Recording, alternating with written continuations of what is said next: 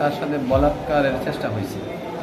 দারুল কোরআন মাদ্রাসা আপনার ওই যে সহকারী শিক্ষক মাহমুদুল হাসান, উনি তার একান্ত রুমে নিয়ে মারবে, সেও ভয়ভীতি দেখেছে এবং এর মধ্যে সে আপনার অভিভাবককেও জানায় নাই, আর তারা কোনো চিকিৎসা ব্যবস্থাও তারা করে না।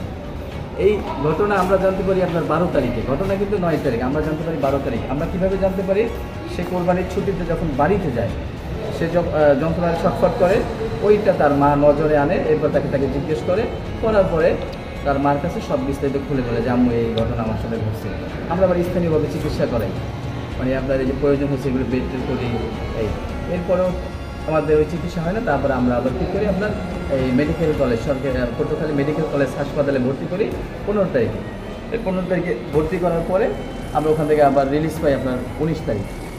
এরপরে আমি আবার এর মধ্যে কিন্তু ওই আপনার প্রধান শিক্ষককে ব্যাপারটা জানাইছে, আমার সাথে আবার কথা হয়েছে আপনার ওই 12 তারিখ রাত্রে তার সাথে। আমি তাকে এই পর্যন্ত বলছি যে আপনি ওই শিক্ষককে আপনি ছাড়বেন না, আমি আইসি না, আপনি ওরা আটকাই রাখেন আর আপনিও থাকবেন। কিন্তু সে করছে কি, সে আপনার ওই আপনার বৃহস্পতিবারই তাকে ছুটি দিয়ে দিচ্ছে, মানে 15 তারিখেই তাকে ছুটি দিয়ে দিচ্ছে। এরপরে আমি আপনার মাদ্রাসা খোলার পরে আমি আপনার রবিবার, শনিবার মাদ্রাসা খুলে আমি রবিবার আমি ওনার ওখানে যাই। ওনার ওখানে গেলে এই বিষয়গুলো উত্থাপন করলে ওইখান থেকে আমার আবার হুমকি ধামকি দেয় যে আমার এখানে সব গণ্যমান্য ব্যক্তিদের বাচ্চারা পড়াশোনা করে, আপনি এই ধরনের কথা কোথা থেকে নিয়ে আসছেন, এই ধরনের কোনো ঘটনা ঘটে নাই, আপনি যা পারেন করে, এই সে নানান পদে হুমকি ধামকি দেয়। বুঝছেন, আমি ওখান থেকে চলে আসার পর তারপর আমি আপনার কোর্টে মামলা করি আমি বিচার পাওয়ার জন্য।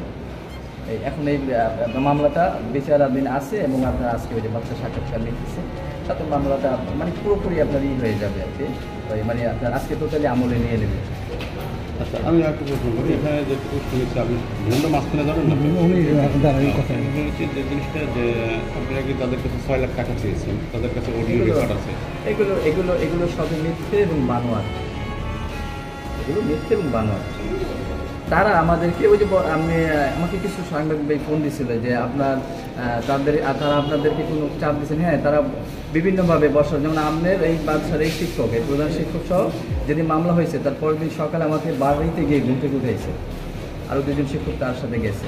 ওই দিন যাইয়া তারা অনেকভাবে মানে জোরাজুরি করছে। আমরা বলছি আমরা তো মামলা দিয়ে দিচ্ছি, এখন কোর্টে যাওয়া হবে, এতদিন আপনি যোগাযোগ করেন নাই, আর আমি কিন্তু আপনাকে ফোন দিচ্ছি, আপনি ফোনই দেন, এই লোক টোটালি কোনো ফোন ধরেনি।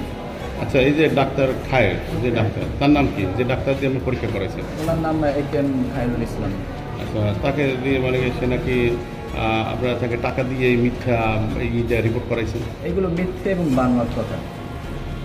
সে একজন ডাক্তার, সে যে ঘটনা হয়েছে সেই ঘটনা অনুপাতে সে চিকিৎসা দিছে এবং সে আপনার সার্টিফিকেটও প্রদান করছেন, যা হয়েছে সেইটার উপরে। আর